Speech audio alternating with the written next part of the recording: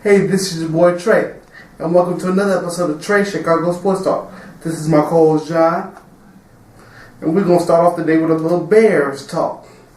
Yeah, we're going to start off with a little Bears today, Trey. We're going to start off with Johnny Knox, actually. As we all know, Johnny Knox was hurt last year. A severe injury that he sustained. It's been reported that he may start the year off on the injured, not performed list. So that won't put him on the IR, and he won't be taken out. Right, so he won't be taken out for the whole season. Just probably 6 to 8 weeks. Coach Lovie Smith said, and then they'll kind of go from there. What do you think about that? It was a real career tester because it was a broken vertebrae against the Seahawks. Yeah. Everybody was in prayer and everything for him, so people was really trying to be there for him. So what do you think the Bears? I'm sorry. So what do you think the Bears should do? Do you think they should add another receiver or draft one? They should probably draft one or add one just to be safe because we don't know how he's going to come back from this injury. Yeah, that is true. I think the one thing that has been good with the addition of Brandon Marshall is that it puts the Bears in the real depth situation in the receiving corps, don't you think? Yes, it does. But we don't know how Brandon Marshall's going to turn out because sometimes he doesn't want to play. Right. I mean, I think Brandon Marshall's going to be fine. I think, he's coming back to Jay Cutler, and I think this is a perfect fit because Lovey knows how to deal with guys with that kind of attitude problem, if you will. Jay Cutler and Brandon Marshall, it's almost like a family reunion. Yeah, it's definitely almost like a family reunion. But also, I think they should go ahead and sign back receiver Roy Williams, and just as that insurance policy. Most definitely. And Mike Tice should really be able to put this offense together. Yeah. And speaking of Mike Tice, he's actually taken over as the offensive coordinator, taking over from Mike Mars. We should expect big things from him, or you think it'll be a mediocre offense? Big things, but we haven't seen what he can do since he was in Minnesota with the tragedy with the boat. And that was his end of his time. So yeah, but even in Minnesota, that offense put up a heck of a lot of points under him. So hopefully we can, do the same. Yeah, we should really be able to do the same. Jay Cutler, Brandon Marshall, EB, Dane Seisenbacher, Roy Williams. So everything should be worked out fine. Can't wait till the season starts. Can't wait September. Yep. Okay, guys, we're gonna move on to the Bulls. Bulls talk. All right, John. Let's get into some Bulls talk. Yeah, we're gonna talk some Bulls. On the phone with us, we have Craig. Hey, Craig, how's it going? Hey, how's it going? All right, good. Glad you can join us. We're gonna start off with the Bulls game on Monday, where the Bulls lost 108-91 against the Denver Nuggets. I think that was a very flat game for the Bulls, don't you think? Yeah, I think so. I think they didn't show up with a lot of energy. Denver was ready to play that night, and obviously we saw the result. Andre Miller really put a number on us, didn't he? What you say? Andre Miller, he really put a number on us. Oh, yeah, he did, definitely. And the follow was on fire that night. They got a great coach, so they have an understanding of the game, even though they're an up-and-coming team. We just had a flat night, that's all. Flat night, yeah, that's what I said. Very flat night. The flattest of the season. And then on Wednesday, the Bulls faced the Atlanta Hawks. So they kind of redeemed themselves and bounced back from the Denver game. 98-77. The bench had a great showing. We got a really good bench. Of course, playing without Derek has been a tremendous hole for us, but the bench is holding us steady. We got to see what happens once the playoffs roll around. We just got to get there and work with them. Yeah. I think the Atlanta Hawks is a good team, but, I think they have coaching problems down there. They got a good nucleus. Yeah, Larry Drew is the coach down there. They got a good nucleus, though. With Johnson and Smith and Josh Smith. Yeah, and they have Kirk Heinrich, former Bull, by the way, former Bull. Yeah. But I think they're definitely gonna make the playoffs. If they can keep Josh from shooting on the outside, they'll be okay. Yeah. And if they could get Al Horford back healthy too, that would help too. Mm-hmm.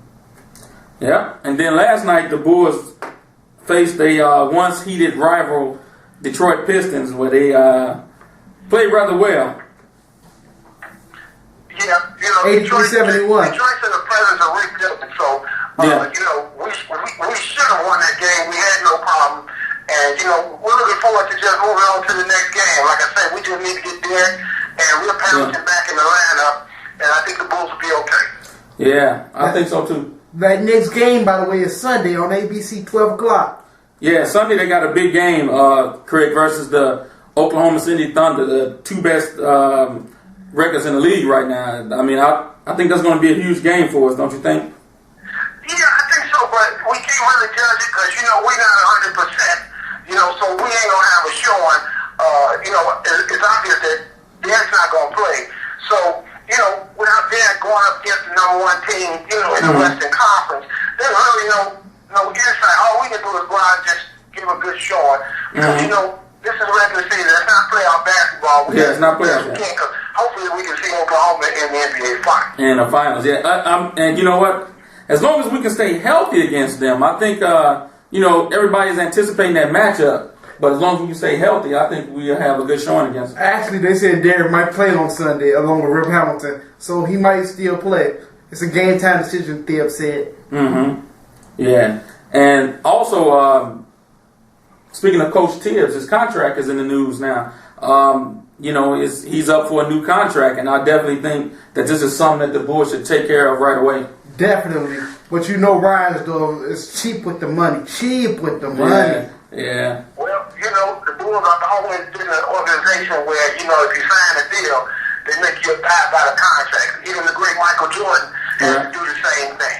Right. I understand Tibbs' argument because obviously he's a great coach, but when he came in, he signed a contract, and he was an inexperienced coach at the time. So that's true. All we can do is go by that, and we'll find out if him and his agent sit down with the Bulls organization and work out a deal.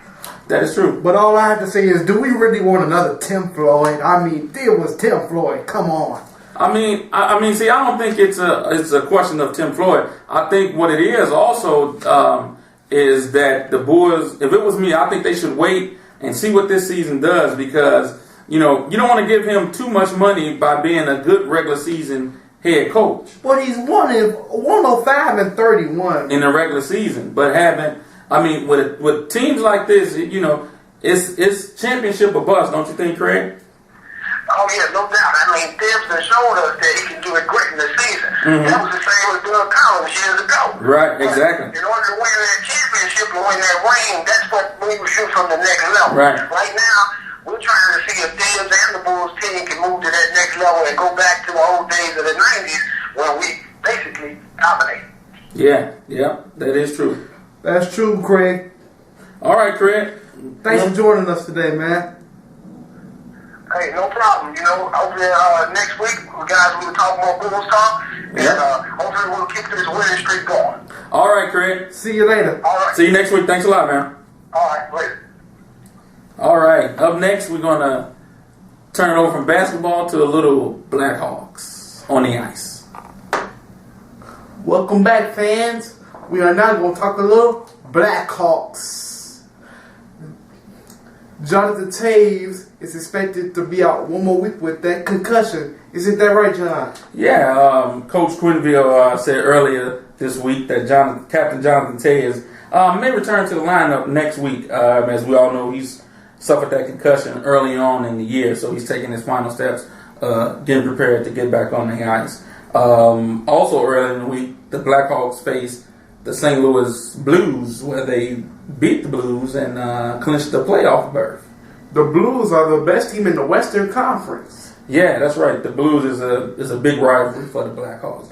And, you know, my thing on Blackhawks is, just like the Bears, they have to stay healthy with Kane and Ted and all those guys, don't you think? Yes, they really do. And Quinville has really got to get Duncan Keith in order with that 5-game suspension he has. Yeah. This is the last week of the season, so they really have to do their thing. Yeah, so like you said, it's last week of the season. The playoffs is going to be starting. So hopefully, Stanley Cup berth, you think? Lord Stanley's Cup. Yeah, but wait, we have to wait and see, huh?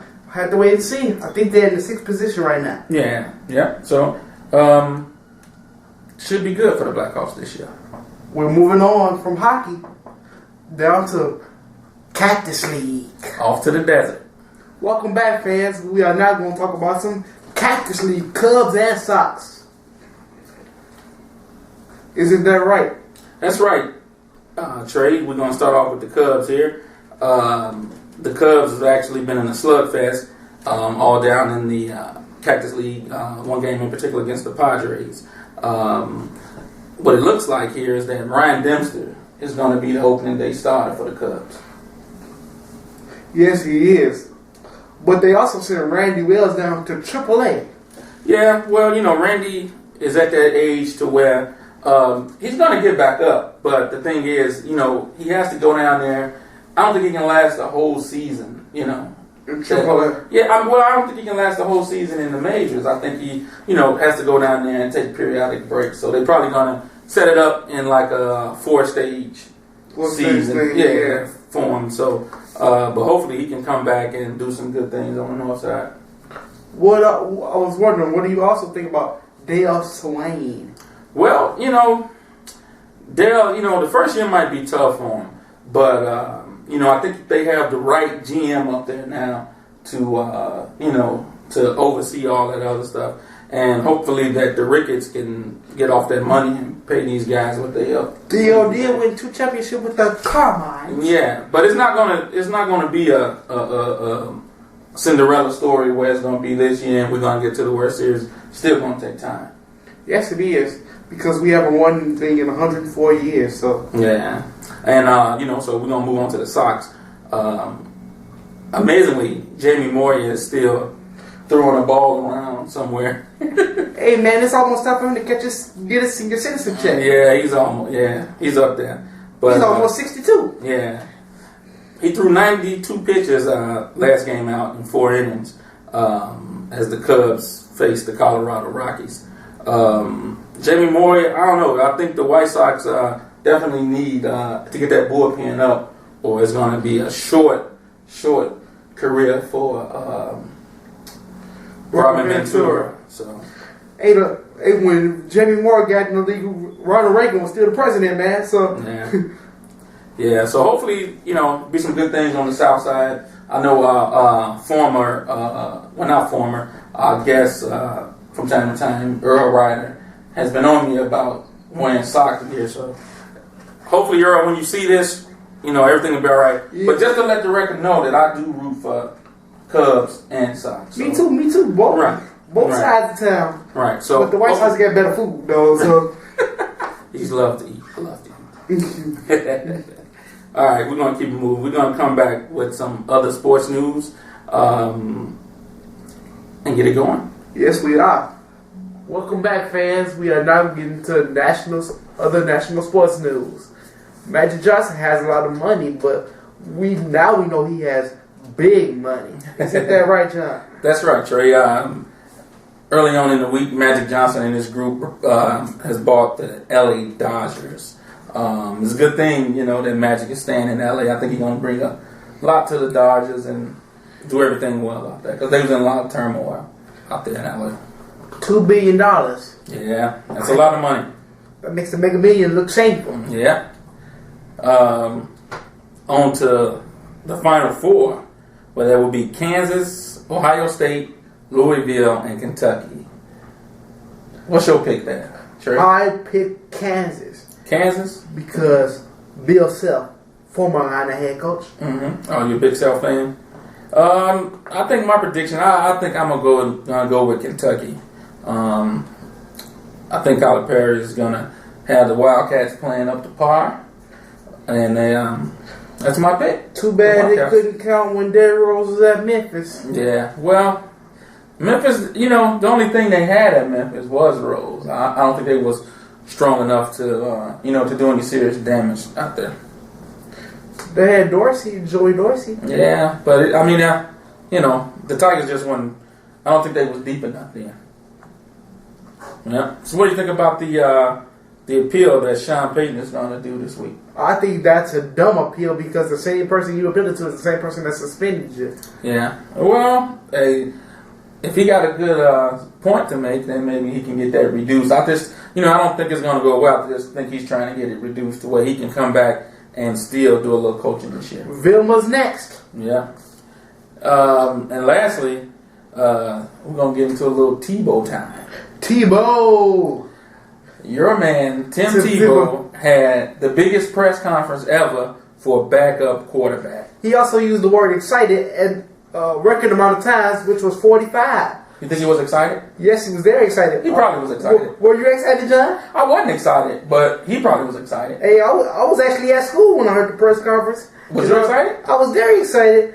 While I was also doing my TV editing work, so that's good. I didn't get a chance to get so excited. One other small note: the Illini hired a new coach, John Gross. Comes from the University of Ohio. Hey, but before today, I didn't know who John Gross was. Yeah. So good luck to John Gross. Mm-hmm. All right. All right. Up next, we're going to come up with Trey's Corner segment where I ask him a couple questions and we see what he thinks.